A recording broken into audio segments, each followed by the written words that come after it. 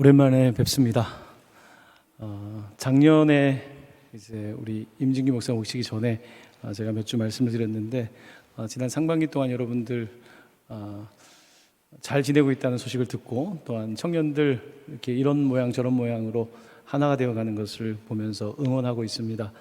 오늘은 우리 일본 선교 팀이 20명이 코로나 3년 이후에 동강교회에서는 선교팀으로는 대표로 나가기 때문에 제가 여러분들에게 하나님의 말씀을 전하며 좀 응원도 하고 또 가지 못하는 지체들에게도 함께 한 마음으로 같이 응원해 달라는 마음으로 오늘 이 자리에 섰습니다. 오늘 로마서 말씀을 통해서 제가 다루고 싶은 주제는 변화라는 주제입니다. 변화. 여러분은 요즘 변화가 좀 있습니까? 대학에 들어가서 좀 변화가 있습니까? 아니면 새로운 직장에 가서 변화가 있습니까? 아니면 요즘 우리 청년에 어떤 변화가 있습니까? 변화를 이야기하는데 그 일본 선교를 앞두고 왜 이야기를 하냐면 작년에 저희들이 한일 선교대회가 있었습니다. 한일 선교대회를 진행하면서 저희들이 코로나 때문에 온라인으로 3년 동안 진행했는데 작년에 한일 선교대회 주제가 새로운 일이 일어나네였습니다. 새로운 일이 일어나네. 그 주제를 이제 정하고 그 박중훈 일본 동경에 있는 선교사님과 대화를 하는 중에 마음에 부담이 생기기 시작했습니다. 코로나 중에 서로 얼굴도 온라인상에서 보는데 새로운 일이 일어나네. 좀 그냥 서로 기도하자, 서로 더 말씀 읽자 이런 주제면은 조금 더 편하겠는데 새로운 일이 일어나네라는 주제를 딱 잡고 나니까 이 마음이 불편하기 시작한 겁니다. 그래서 제가 선교사님께 이런 말씀을 드렸습니다. 말로만 새로운 일이 일어나네라고 하면 안 될 것 같습니다. 제가 그런 말을 해버린 거예요. 그리고 나서 선교사님, 우리 10년 동안 한일 선교대회를 했는데 이제 좀 새롭게 해봐야 되지 않겠습니까? 그런 이야기가 나오면서 선교사님이 제목을 그렇게 정하고 났는데 부담을 같이 느끼기 시작한 거예요. 그럼 목사님 어떡하죠? 어떻게 하면 우리가 새로운 일을 할 수 있죠?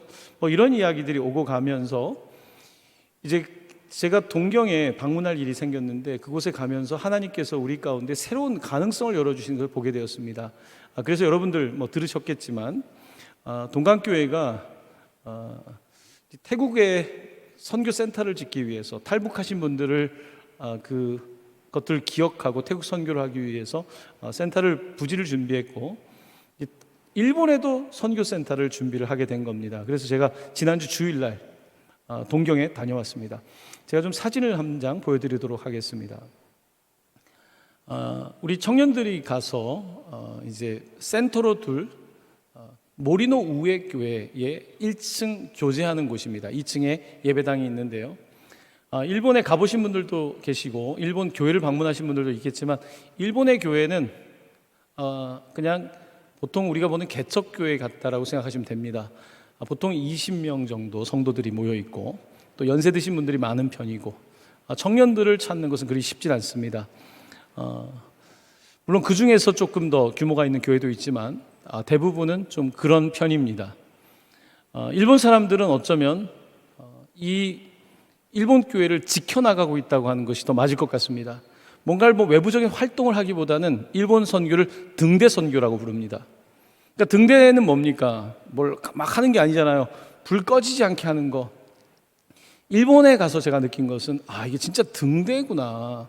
이 교회에 기도가 꺼지지 않는 것, 그냥 교회가 불빛을 밝히고 있는 것, 교회 찾기가 어렵지 않습니까? 일본 가면 그것만도 귀하다는 생각을 했죠. 그런데 이 일본 교회에 우리가 어떻게 하면 좀 도움을 줄 수 있을까라는 생각을 하면서 일을 하게 된 겁니다. 그래서 이제 저랑 이제 제 앞에 맞은편에 이 모리노 우에 교회를 개척하신 목사님이 86세신데 은퇴를 하시면서 그 교회가 있는 그 땅을 바쳐서 교회를 지었고 이제 목사님이 개인 주택으로 그 땅에다가 일부는 사용하고 있었는데 이제 목사님이 이제 이 건물을 내놓게 된 겁니다.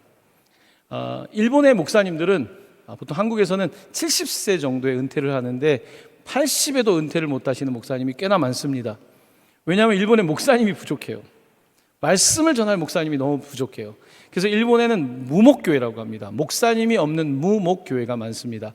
이 목사님도 80 넘어서까지 사역을 하셨는데 사모님이 사실은 좀 병에 걸리셔서 이제 3층짜리 집에서, 일본 주택들이 3층짜리가 많은데 살고 계시다가 이제 단층으로 가야 되고 이제 돌봐야 되기 때문에 딸 옆으로 가게 된 거예요. 그러니까 이제 노후 자금도 없고 할 테겠죠. 그러다 보니까 이제 이 주택을 매매를 하기로 했는데 이 주택을 일반 사람들한테 파는 것보다는 우리가 선교센터로서 우리 한인들이, 우리 한국 사람들이 뭐 우리 동강교회뿐만 아니라 동경을 가게 되면 좀 같이 사용할 수 있고, 또한 여러분들이 이번에 동경을 가지만 또 뭐 주말에 가게 되면 예배를 드리고 오는 예배드리기 프로젝트 같은 걸 진행하면 좋겠다는 생각을 했습니다. 뿐만 아니라 일본 분들도 사용하게 되겠죠. 그래서 이제 사인을 하는 장면입니다. 그 다음 사진을 보여드리면, 이제 한국에서 여러분들 뭐 부동산 계약하고 이런 것들 청년들은 잘 안 해보셨죠?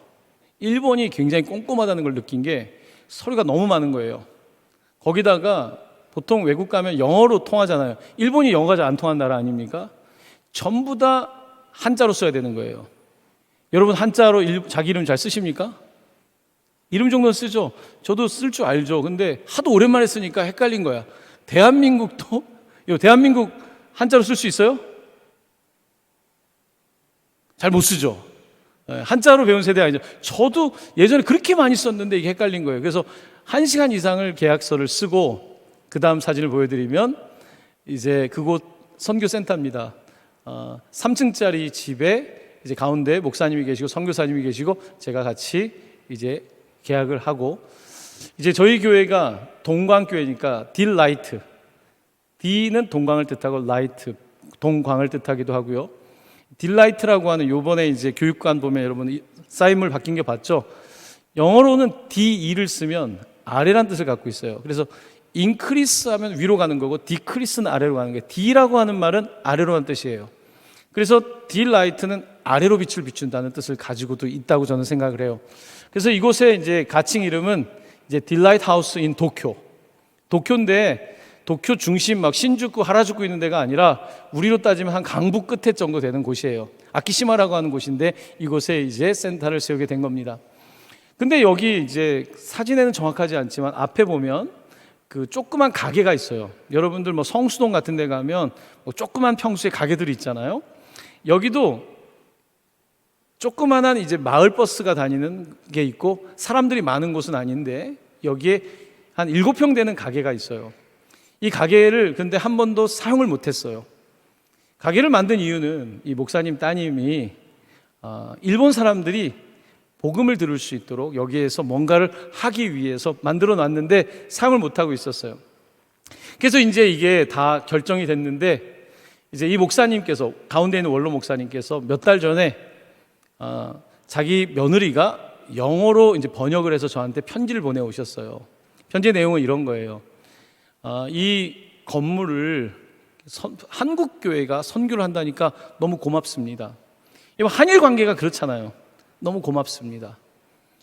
이렇게까지 일본을 선교를 하려고 하는 것에 대해서 고마움을 표하고요. 근데 이제 목사님 입장에서는 이걸 그냥 무상으로 다 드리면 좋은데 그럴 수 있는 경제적 상황이 아니잖아요. 그래서 자신이 줄 수 있는 가장 그 낮은 금액으로 이것을 드릴 수밖에 없다고 일본 분들이 배려를 잘하니까 간곡하게 편지를 보내신 거예요. 그래서 그 편지를 받고 이제 이 일이 계속 진행이 됐는데, 이번에 가서 보니까 원래 하려던 계획이, 일본 교회가 하려던 계획을 이제 동광교회가 같이 맡아서 일본 목사님들과 연합해서 하게 된 거예요.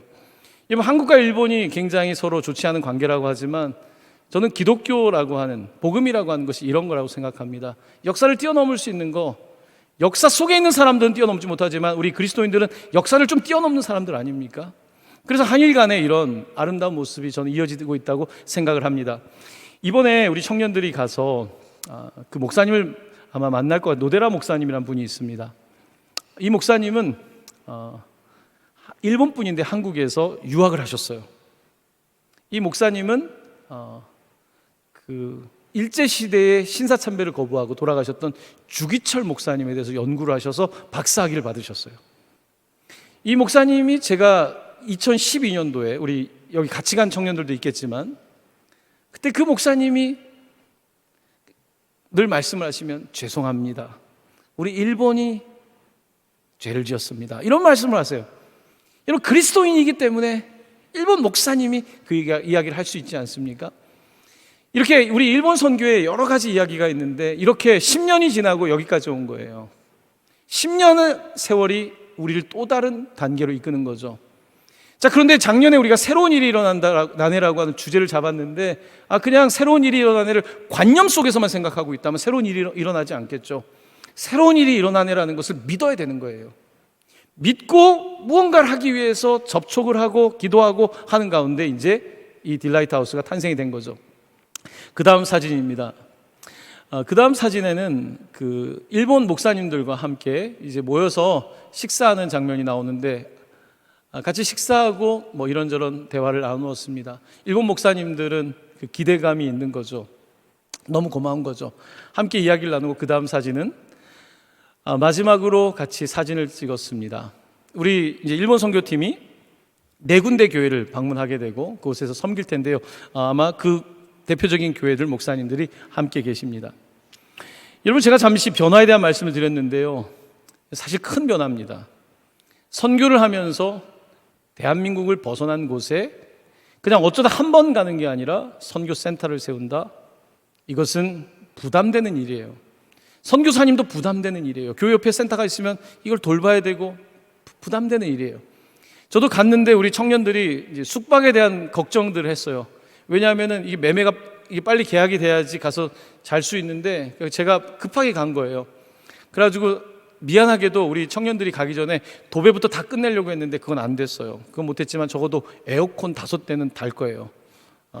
그리고 우리 청년들이 혹시 바닥에 자면 힘드니까 요 정도 두께의 확실한 매트리스를 제가 사야 된다고 해서 다 준비는 돼 있어요. 우리 가는 청년들에게 고맙고 그곳에 있으면서 좀 역사를 뛰어넘어서 하나님이 우리 한일 관계 속에서 우리를 부른다는 것을 좀 느끼면 좋겠습니다. 이런 변화의 선상에 있다는 것을 말씀을 드립니다. 자, 조금 더 변화에 대한 이야기를 하도록 하겠습니다. 이 변화 혹은 변혁, 영어는 transformation이라는 단어가 원어에는 이렇게 나와 있습니다. 메타, 물론 이렇게 써 있진 않죠. 영어로 이렇게 음차를 해서 쓰면 메타모르프라고 하는 단어입니다. 이 변화는 합성어입니다. 앞에 메타란 말이 있어요. 이 메타란 말은 trans라는 말이고 뒤에 있는 모르프라고 하는 단어는 form이란 뜻이에요. 그러니까 어떠한 형태를 넘어간다는 뜻을 가지고 있습니다. 이 형태에서 저 형태가 된다는 거죠. 대표적인 예가 애벌레가 나비가 되는 것을 일컬어서 이 단어를 사용합니다. 애벌레는 같은 DNA에서 같은 DNA의 나비가 되는 거예요. 근데 너무 신기하지 않습니까? 어떻게 애벌레가 나비가 되지? 어떻게 똑같은 DNA를 가지고 있는데 그렇게 되지? 제가 이제 조금 찾아보니까 이 애벌레가 나비가 되기 전에 굉장히 먹는답니다. 먹고 또 먹고 그렇게 나비가 되는 거예요. 자, 우리 친구들이 죄송합니다. 우리 청년들도 그 키가 막 클 때가 있었죠. 혹시 지금도 키 크는 분들 계십니까? 먹고 또 먹어서 옆으로는 크지만 위로는 잘 크지 않는 나이긴 할 텐데요. 계속 먹는다고 나비가 된다. 참 이상한 일 아닙니까? 근데 호르몬 변화가 나타나고 나비가 된다는 거예요.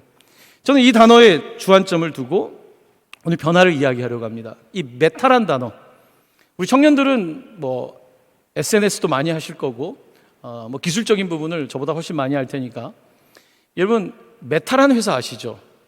페이스북 창업자인 마크 주커버그가 이 페이스북이라는 회사를 메타로 바꿨죠. 이 메타로 바꿀 때 이 메타 땡땡땡 은행이 사용하던 이 이름을 사용하고 이것을 상표를 사기 위해서 페이스북이 지불한 돈이 600만 달러입니다. 60 밀리언 달러를 쓴 거예요. 그러니까 800억 이상 되는 돈이겠죠. 엄청난 돈을 이걸 투자한 거예요. 왜 그랬을까? 한참 코로나 중에 메타버스가 유행했죠. 우주를 유니버스라고 말하죠. 유니버스를 넘어서는 메타버스를 말하고 싶었던 거예요. 그래서 그 가상 세계에서 어떤 주도권을 쥐고 했던 거겠죠. 이 메타라고 하는 말은 넘어간다는 뜻을 갖고 있어요. 넘어간다. 애벌레를 넘어서 나비가 되는 것, 넘어가는 거예요. 근데 성경에서는 우리가 생각하는 애벌레가 나비가 되는 것 그 이상의 변화를 말하고 있습니다. 그것이 오늘 설교의 제목입니다. 죄의 종에서 하나님의 아들이 되는 것. 그러니까 노예가 어떻게 아들이 되느냐의 문제를 다루고 있습니다. 여러분, 우리 시대에 노예는 없잖아요. 근데 노예가 아들이 될 수 있을까요? 평생 노예 아닌가요? 그런데 노예가 아들이 되고 딸이 되는 이야기가 성경에 기록되어 있는 겁니다. 로마 시대에 기록된 이 말씀은 파격적인 이야기인 거예요. 어떻게 노예가 하나님의 자녀가 되는가? 어떻게 죄의 노예에서 하나님의 자녀가 될 것인가? 여러분, 죄가 있으면 하나님의 자녀가 될 수 없지 않습니까? 하나님은 죄를 싫어하는데 어떻게 죄의 노예가 하나님의 자녀가 될 것인가? 그 문제를 깊이 다루고 있고, 오늘 로마 시대에 쓰였던 이 신약 성경은 그 문제에 대해서 우리에게 가르치고 있는 것입니다. 여러분은 죄에 대해서 얼마나 민감합니까? 죄에 대해서. 성경은 사람이 태어날 때부터 죄 가운데 태어났다고 말합니다. 시편 51편 5절 말씀인데요, 이 말씀 같이 읽어보겠습니다. 내가 죄악 중에 출생하였으며 어머니가 죄 중에서 나를 잉태하였나이다. 내가 죄악 중에서 출생했다. 출생부터 임신, 그 이후에 죽을 때까지 우리는 죄 가운데 있다라고 말합니다. 이게 사실은 청년들에게나 요즘 많은 사람들에게 잘 받아들이지가 않아요. 나는 그렇게 죄를 지은 적이 없는데요, 나는 그렇게 나쁘게 살지 않았는데요 라고 말하지만 성경은 우리에게 말합니다. 죄는 무엇입니까? 하나님을 알지 못하는 것, 하나님을 인정하지 않는 것. 결국은 열심히 사는 것 같았는데 결국은 자기 잘났다는 이야기, 결국은 자기 중심적인 것, 셀프 센터니스, 나 중심적인 이 모든 것들을 죄라고 말씀하고 있습니다. 자, 인간은 이렇게 죄 가운데 태어나서 죄의 노예로 살아가는데요, 오늘 여러분들과 함께 하나님은 그러면 이 질문을 던져봐야 되겠죠. 우리가 죄 가운데 살기 원하실까? 애벌레로 살기 원하실까? 하나님은 우리가 그 이상이 되길 원하시는데, 이사야 40장 31절 말씀입니다. 이 말씀 한번 같이 또 읽어보겠습니다. 시작. 오직 여호와를 앙망하는 자는 새 힘을 얻으리니 독수리가 날개치며 올라감 같을 것이요 다른 박지라 해도 곤비하지 아니하겠고 걸어가도 피곤하지 아니하리로다. 아멘. 제가 좋아하는 말씀입니다. 하나님은 우리가 그냥저냥 사는 것을 원하지 않을 거예요. 우리의 자녀가 그냥저냥 사는 것을 원하는 부모는 없을 거예요. 하나님은 분명히 우리에게 독수리라는 말씀을 하시고 죄 가운데 살아가는 사람이 아니라 트랜스포머를 해서 뭔가 다른 형태의 삶을 살기 원하십니다. 근데 우리는 죄 가운데 태어나서 이쪽으로 갔는데 또 죄고 저쪽으로 가도 죄고, 우리는 계속해서 그 사이클을 벗어나지 못하는 삶을 살고 있습니다. 로마서 8장 13절은 이와 같은 우리의 삶에 대해서 분명하게 이렇게 선언하고 있습니다. 같이 또 말씀을 읽겠습니다. 그러므로 형제들아, 우리가 빚진 자로 돼 육신에게 져서 육신대로 살 것이 아니니라. 너희가 육신대로 살면 반드시 죽을 것이로되 영으로서 몸의 행실을 죽이면 살리니. 아멘. 성경 읽을 때 조금 주의해야 될 게, 육신대로 살면 안 된다 할 때 육신은 신체를 뜻하는 게 아닙니다. 여러분, 바디를 뜻하는 게 아닙니다. 바디를 안 갖고 사는 사람 어디 있습니까? 혹시 어떤 이단에서 너 몸은 중요한 게 아니고 기도만 하면 돼 라고 말한다면 그건 잘못 가리키는 것입니다. 육신이라는 말은 여기서 인간의 본성을 말하는 겁니다. 신체를 말하는 것이 아니라 우리의 본성이, 휴먼 네이처가, 우리의 본성이 죄로 간다는 거예요. 그러니까 나는 이렇게 똑바로 서서 있는 줄 알았는데 나는 이렇게 서 있다는 거예요. 이게 인간의 모습이라는 거예요. 그 사람들은 내가 똑바로 서 있다고 얘기하죠. 근데 난 똑바로 서 있는 게 아니에요. 난 똑바로 보고 있다라고 말하지만 똑바로 보고 있는 것이 아니에요.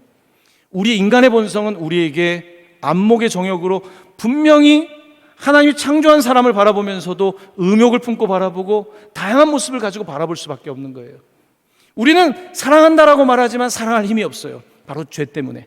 바로 이것이 인간의 본성이라는 것입니다. 하지만 하나님께서는 사람을 그렇게 창조하지 않았습니다. 하나님은 우리가 애벌레가 아니라 나비가 되기를 원하시고 죄를 넘어서서 하나님의 아들, 딸이 되기를 원하신다고 말씀하고 있습니다. 조금 전에 읽었던 8장 13절에는 이와 같은 인간의 본성을 따라가는 인간의 특징 가운데 하나가 빚진 자라는 말씀을 하고 있습니다. 빚진 자. 빚진 자. 혹시 우리 청년들 중에 빚이 있는 청년들이 있죠. 제가 우리 교회 이제 북한 선교를 하다 보니까 북한 분들뿐만 아니라 이렇게 마음 아픈 이야기를 좀 들을 때가 있습니다. 이제 북한에서 탈북을 하고 나와서 한국에 오면 드라마를 많이 보고 오니까 그냥 잘 살 수 있을 거라고 생각하는 거예요. 근데 여러분, 얼마나 우리나라에 미끼 상품 잘못된 게 많습니까? 보험을 사도요, 밑에 약관에 보면 진짜 말도 안 되는 거 많잖아요. 우리 청년들도 그런 거 당할 때 많잖아요. 그냥 돈 빌려주는 줄 알았는데 봤더니 몇 달 후에 막 이렇게 이자가 올라가고, 이런 사기, 이런 금융에 대한 이해가 되지 않기 때문에 이런 일을 겪는 경우가 있어요. 한 성도님의 이야기를 들었습니다. 이게 지금 감당이 안 되는 거예요. 부채가 이제 갑자기 전화가 오기 시작하는 거죠. 사채업자가 전화 오고 난리가 나는 거죠. 살 수가 없는 거예요. 얼마나 힘들면, 얼마나 해결이 안 되면 저를 찾아온 거예요. 목사님, 한국에 살려고 왔는데 계속 불어가는 이 빛을 감당이 안 되는 거예요. 오늘 본문은 우리에게 말하고 있습니다. 죄 가운데 산다는 것은 빚 가운데 사는 거랑 같다는 거예요. 빚을 지고 사는 거예요. 늘 우리의 삶이 무언가의 지배를 받고 산다는 것입니다. 내가 원치 않지만 처음부터 빚을 갖고 태어난 거예요. 그냥 빚이 아니라 경제적인 빚을 가지고 부모님이 많으니까 받아서 살 수도 있지만, 그런 게 아니라 죄의 빚을 갖고 산다는 거예요. 그래서 태어나자마자 우리는 죄를 짓기 시작한다는 거예요. 이상하게 아이들은 아닐 것 같지만 아이들조차도, 여러분, 조그만 아이들도 서로 왕따하고 조그만 아이들도 그래요. 인간의 본성이 그렇다는 이야기입니다. 자, 하나님께서는 그런데 이와 같은 인간의 본성을 가지고 있는 우리들을 향해서 그게 아니라 새로운 삶을 말씀하고 있는 겁니다. 제가 2주 전에 이제 태국에 선교를 다녀왔는데요, 우리 탈북하신 분들과 함께 17명이 갔어요. 네, 그 이야기는 설교를 보지 않은 분들은 잘 모르시겠지만, 그때 갔던 곳이 태국의 메콩강가입니다. 사진 한 장 보여드리겠습니다. 북한에서 오신 분들은 북한을 탈출해서 중국에 살다가, 아니면 직접 중국에서 베트남, 라오스, 그 다음에 태국까지 오게 됩니다. 근데 이 건너오는 길에 중국에서 잘못 잡히면 공안한테 다시 붙잡혀서 북송이 되는 거고, 베트남, 라오스도 사회주의 국가이기 때문에 여기에서 잡히면 다시 북송이 될 수 있어요. 특별히 마지막 베트남에서 라오스를 넘어올 때 산을 건너야 됩니다. 같이 갔던 분이 이틀 동안 산을 넘었던 이야기를 해주더라고요. 그리고 나면은 이 메콩강을 건너야 돼요. 메콩강을 건너서 태국까지 오면, 태국은 자유진영이기 때문에 이제 이들이 보호를 받아요. 북한 분들은 북한 사람이 아니라 대한민국 헌법에 의하면 대한민국 사람입니다. 그래서 법적인 이 효력이 발생해요.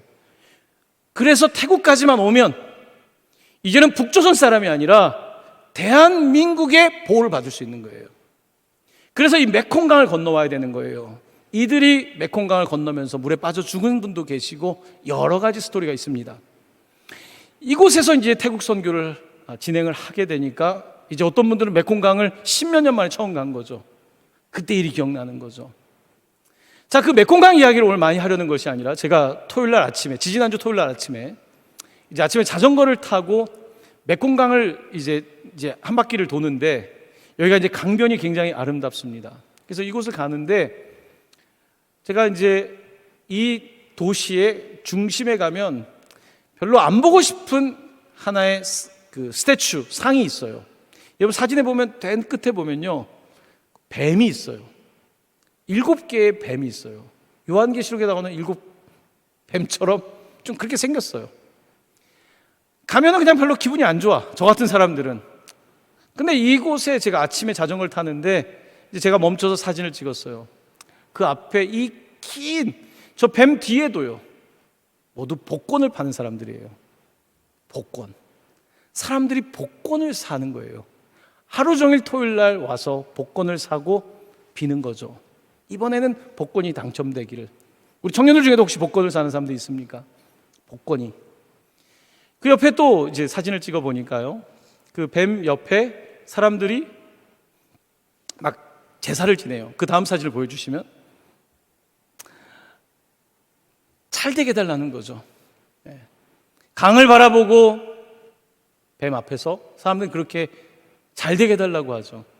저는 어떤 종교를 폄하하려는 것이 아닙니다. 우리의 모습을 이야기하는 거예요.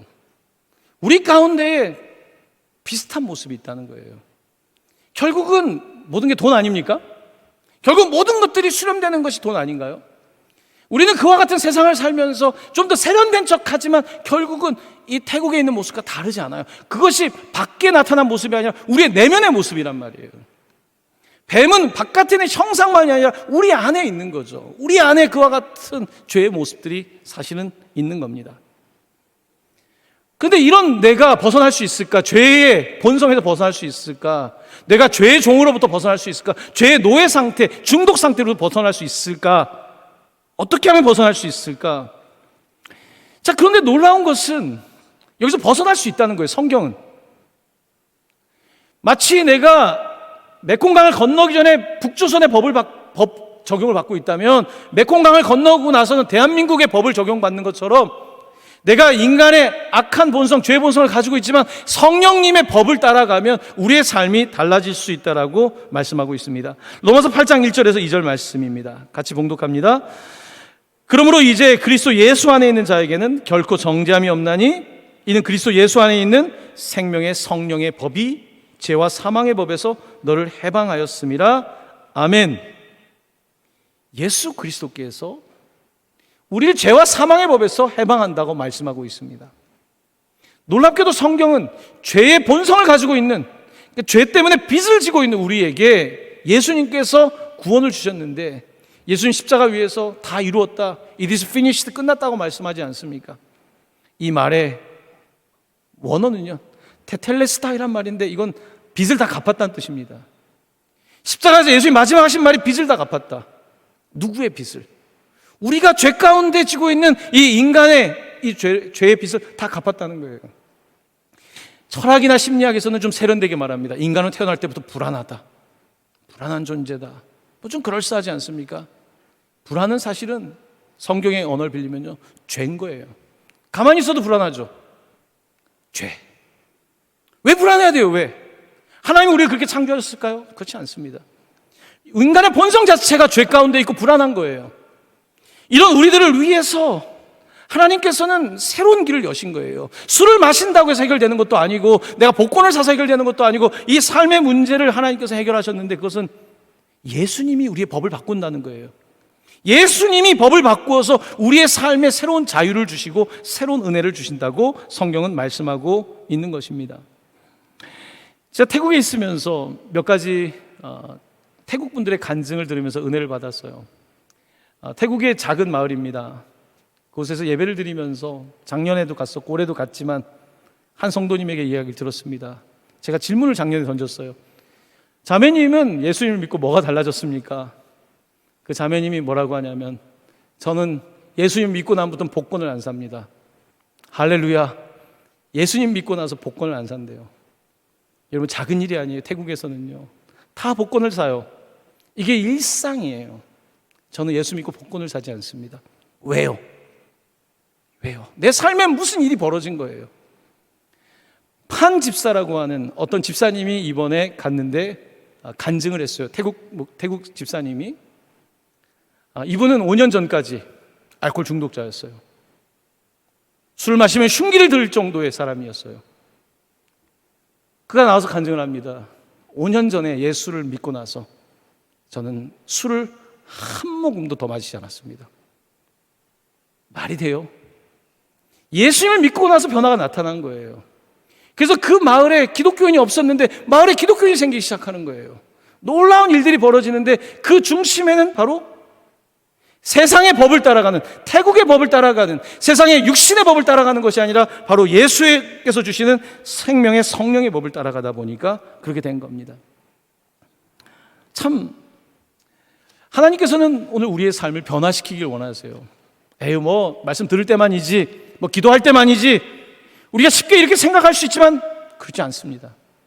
하나님께서는 오늘 우리에게 분명히 말씀하시며 내가 계속해서 애벌레라가 아니라 나비라고, 내가 계속해서 그냥 죄 가운데 살아가는 사람이 아니라 독수리라고 말씀하고 있는 것입니다.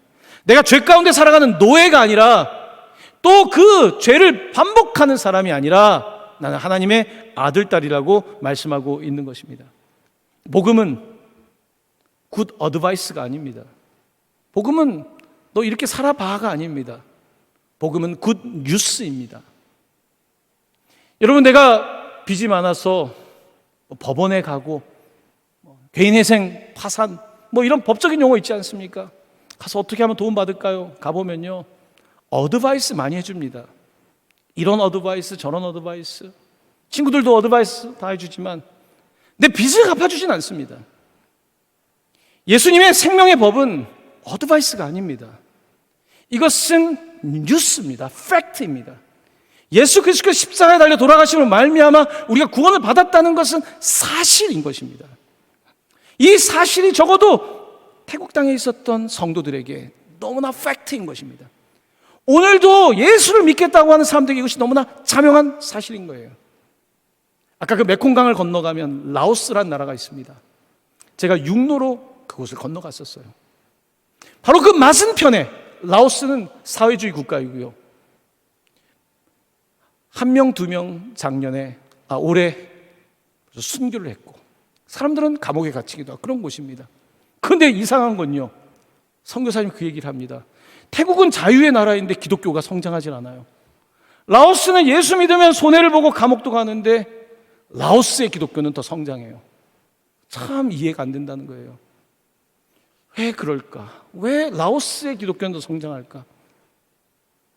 여러분, 예수를 믿는 사람들이 다 편한 사람들이 아니에요. 그럼 뭐하러 다 있는데 뭐하러 예수를 믿습니까?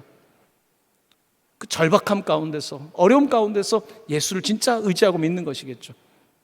어쩌면 오늘 우리가 청년이든 나이가 들었든 상관없이 오늘 우리의 삶에 여러 가지 어려움, 힘든 것은요, 내가 주님께 나아갈 수 있는 어쩌면 은혜의 통로인 것입니다. 그 은혜의 통로를 통해서 우리는 예수를 지금 믿고 예수를 주로 고백하며 살아가고 있는 것입니다. 여러분과 함께 오늘 읽었던 로마서 8장 14절 15절 말씀을 또 같이 읽으려고 합니다. 우리 이 말씀을 같이 읽어볼까요? 시작.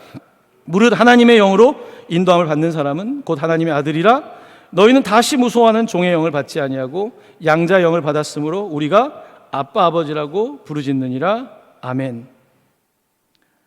오늘 말씀은 우리에게 놀라운 이야기를 합니다. 종에서 아들이 됐다는 것, 딸이 됐다는 이야기인데요, 종은 무서워합니다. 주인이 이걸 하라고 했단 말이에요. 이걸 못하면 혼나지 않습니까? 무서운 거예요. 주인이 이 일을 몇 시까지 마치라고 했는데 못하니까 무서운 거예요. 그러니까 종은 항상 눈치를 보며 일을 합니다. 그런데 아들은 그렇지가 않아요. 아들은 눈치를 보질 않습니다. 여러분, 집에서 부모님 눈치 많이 보십니까? 그러면 종일 가능성이 높아요. 노예일 수도 있어요. 진짜 자녀들은요, 그렇게 눈치를 많이 보지만 않습니다. 참 놀라운 건요, 우리가 예수를 믿는다고 하지만 하나님을 무서워하는 사람들이 생각보다 많더라고요. 제가 하나님을 우습게 여기라고 하는 것이 아닙니다. 제가 오래전에 어떤 자매를 상담할 때 들었던 이야기입니다.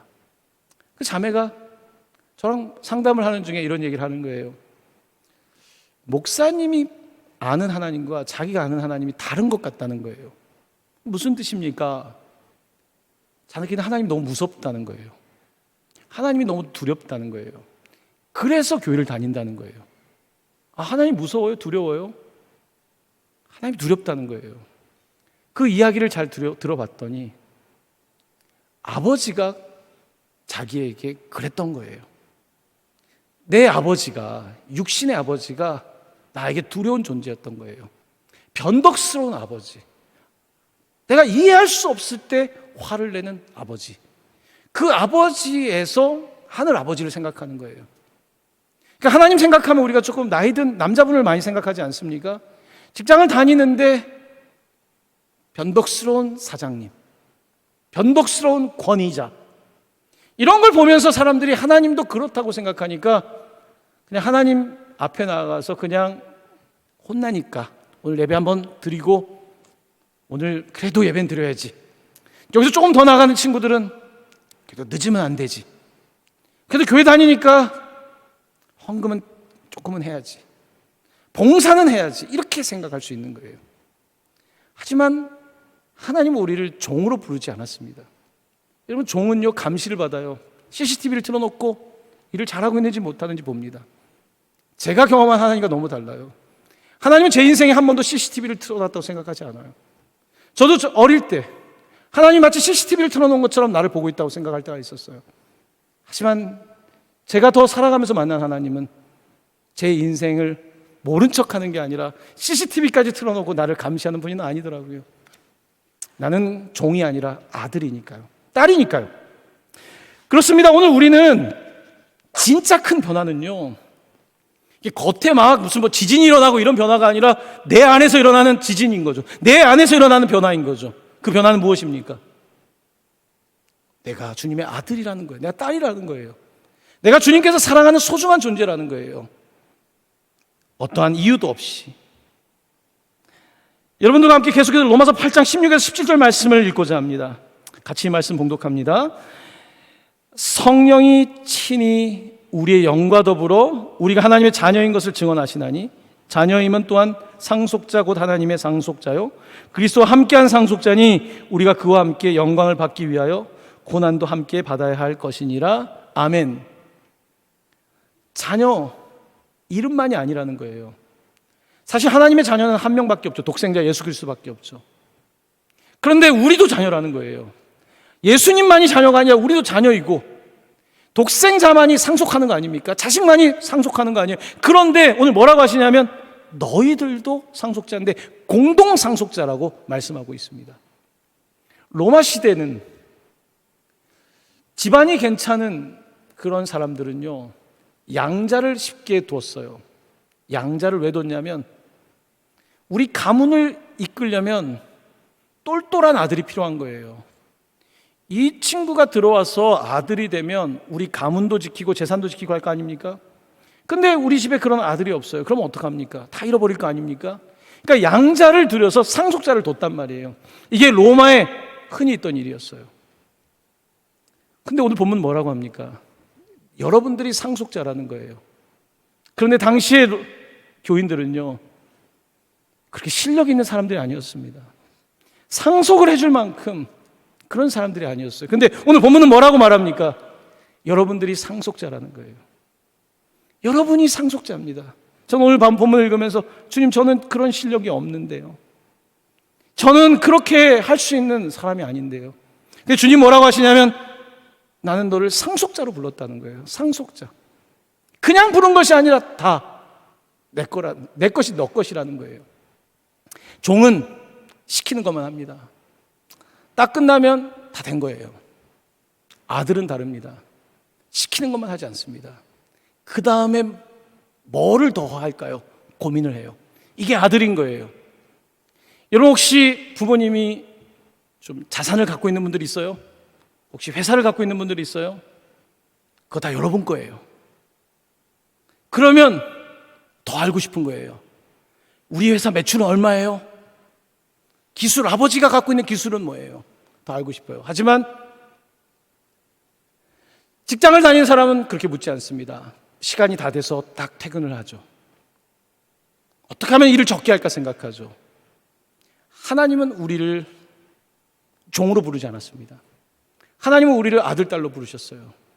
인생을 살아가면서 하나님, 제가 뭘 더 해야 될까요? 하나님, 뭘 더 해야 될까요?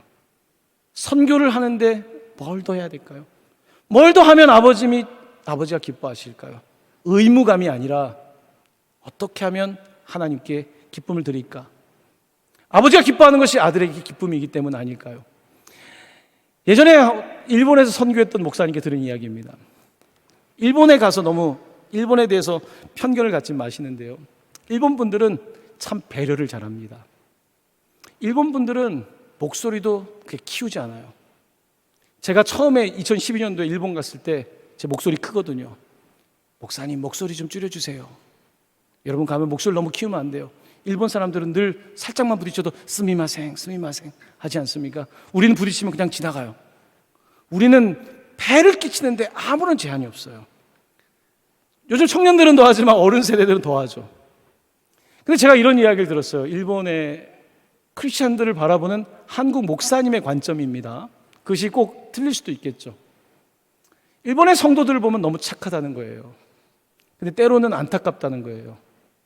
예수를 믿는데 더 미안해하는 것, 예수님을 잘 믿는다는 것은 더 미안해하는 것, 예수를 믿는다는 것은 더 죄책감을 느끼는 것, 가뜩이나 그렇게 살고 있는데 더 종처럼 더 스미마생 이렇게 만드는 것이 아닌가 하는 생각을 했다는 거예요. 그러면서 그들에게 복음은 뭘까? 저 사람들에게 그걸 떨쳐낼 수 있는 자유, 막 함부로 하라는 것이 아닙니다. 하나님 아버지는 우리가 그렇게 종처럼 네네네 해야 될 분이 아니라는 거예요. 하나님은 우리와 인격적인 관계를 가지고 계시고 오늘 우리를 만나고 우리를 아들, 딸로서 존중해 주시고 또한 우리에게 맡겨주시는 분이라는 겁니다.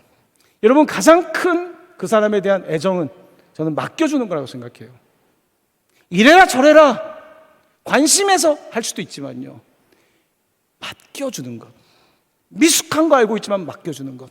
미숙한 목사이지만 주님의 교회를 맡겨주는 것. 미숙하지만 내가 가서 선교할 수 있도록 맡겨주는 것. 내가 미숙하지만 셀리더가 될 수 있는 것. 내가 미숙하지만 찬양 인도를 할 수 있는 것. 내가 미숙하지만, 바로 이것이 하나님께서 우리에게 주시는 하나님의 은혜가 아니겠습니까? 이제 일본 선교를 가는 청년들에게 고마운 마음과 함께 또한 그곳에서 좋은 기억들과 추억들을 담아오기를 원합니다. 2012년도에 76명의 청년들이 함께 갔습니다. 그때는 제가 청년 담당이었습니다. 그때 같이 정말 멋모르고 갔다가 선교가 10년이 넘어갈 거라고는 그 당시엔 생각을 못했어요. 10년이 넘어버렸어요. 여러분도 10년 후에 다시 이야기를 하게 될 겁니다.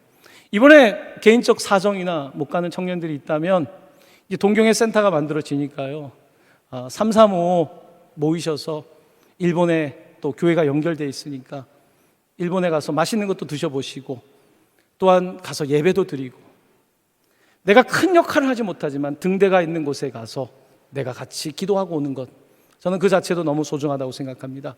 우리 청년들에게 그런 기회들이 더 많았으면 좋겠고요. 여러분의 삶에 분주하고 바쁘지만 그 가운데서 늘 하나님이 함께 계셔서 아들, 딸로서 당당하게 살아가시는 우리 청년들 되시기를 예수님의 이름으로 간절히 축원합니다. 아멘.